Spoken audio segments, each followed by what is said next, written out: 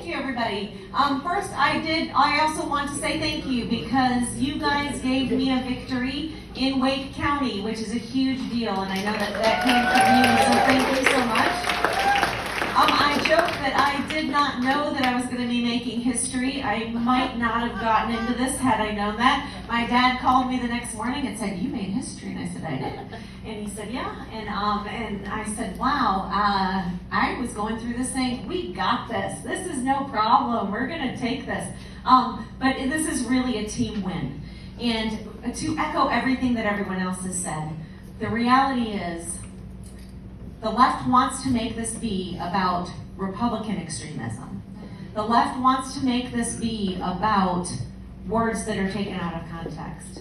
But you know what we're going to make this about? We're going to make this about saving our children. Because as I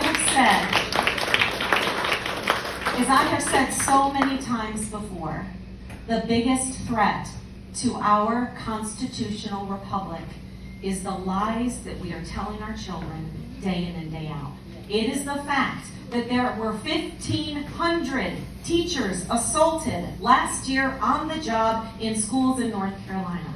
The problem is that only 1/4 of our 8th graders are proficient in reading, math, or science. That is the travesty. The travesty is we have a 31% absentee rate in our schools. I just went to a committee meeting today. Do you know what that means?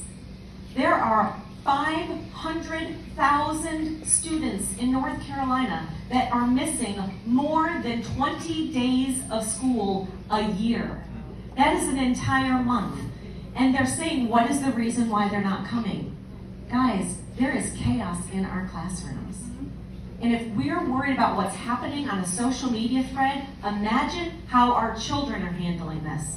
Imagine how our children are feeling when they're being divided by the color of their skin, by the religion that they practice, or by their parents' political race. Or being told that if you're heterosexual and you're white, you're not on the in crowd. You need to pick a pronoun. Pick one of these 85 pronouns that now we've determined. They don't even know what a pronoun is because we're not teaching grammar anymore in English. That's a whole other idea. But this is the reality.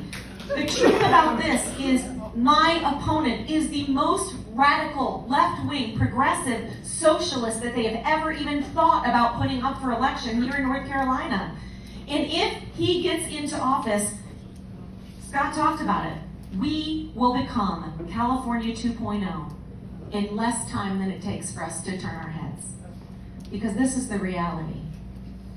They are frightened because, yes, I've been an activist. I had no plans on running for office. But you know what? When I've been an activist and I've been going to the legislature and I've been going to school boards and I've been talking to thousands of people around North Carolina, you know what I've realized?